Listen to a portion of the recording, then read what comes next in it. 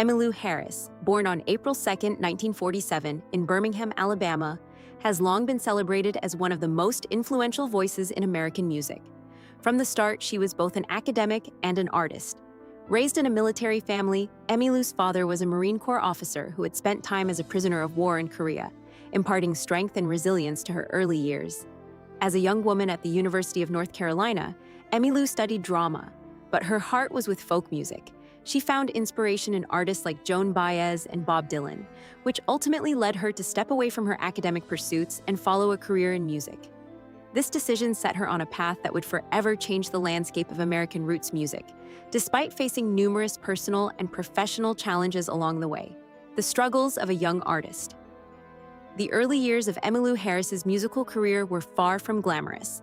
After moving to New York City in the late 1960s, she began performing in the Greenwich Village coffee houses during the folk music revival. At this point, Harris faced financial struggles, working odd jobs while trying to make a living with her music. Despite these hardships, she released her debut album, Gliding Bird, in 1969. Though it didn't immediately bring her widespread recognition, the album showcased the talent that would soon make her a star.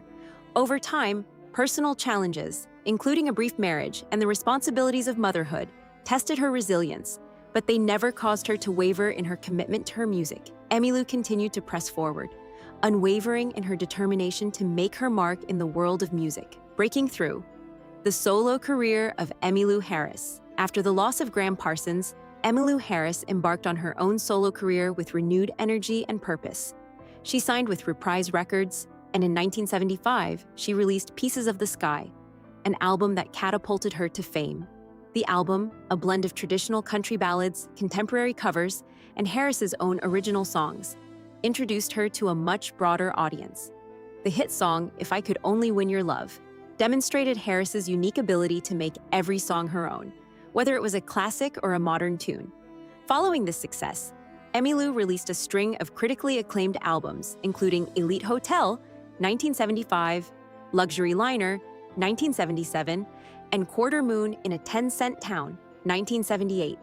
These albums cemented her reputation as one of the most versatile and original artists in the business, blending country, folk, and rock with remarkable ease.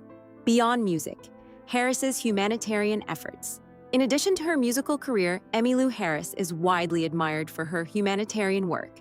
She has been a tireless advocate for animal welfare, founding Bonaparte's Retreat, a rescue organization dedicated to saving dogs from euthanasia.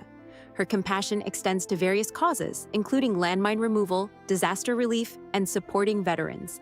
Emmylou has used her platform and resources to give back to the community in meaningful ways.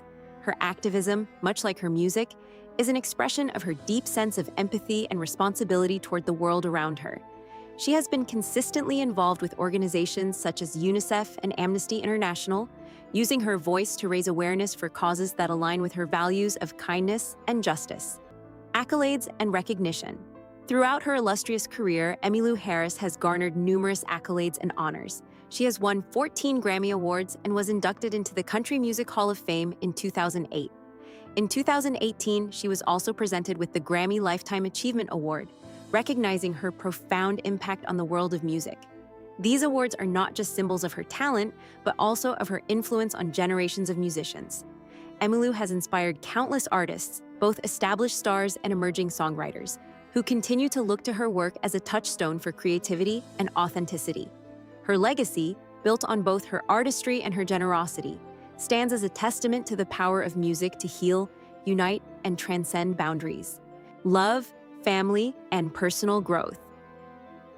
Emmylou Harris's personal life has also been shaped by her experiences with love, partnership, and family. She has been married 3 times, and each marriage has left a distinct mark on her personal journey.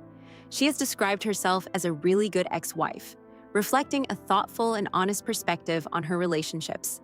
Her first major romantic relationship was with fellow folk artist Tom Slocum, whom she married in 1969. Together they had a daughter, Hallie, in 1970. Although their marriage ended in divorce in 1971, Harris continued to navigate motherhood and a growing career. Years later, she married her producer, Brian Ahern, in 1977, and they had a daughter, Megan, in 1979. Their marriage ended in 1984, and Harris later married songwriter Paul Kennerly in 1985. Though this marriage, too, ended in divorce, Harris's experiences with love and family have shaped her into the compassionate and self-aware person she is today. The special bond with John Denver.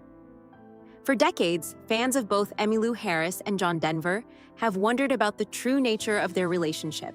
While the two musicians shared a deep respect for each other and occasionally collaborated, Emmylou has been notably reserved about discussing their bond. However, at the age of 78, she has now opened up about their friendship in a rare and heartfelt interview. She fondly remembers John Denver as a man who was genuinely kind and authentic, both on and off the stage.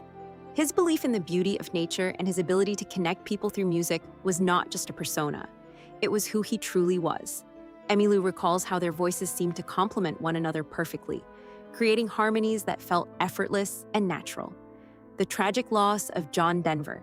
John Denver's tragic death in 1997 at the age of 53 was a devastating moment for Emmylou Harris. She describes hearing the news of his passing as a moment of disbelief and deep sorrow.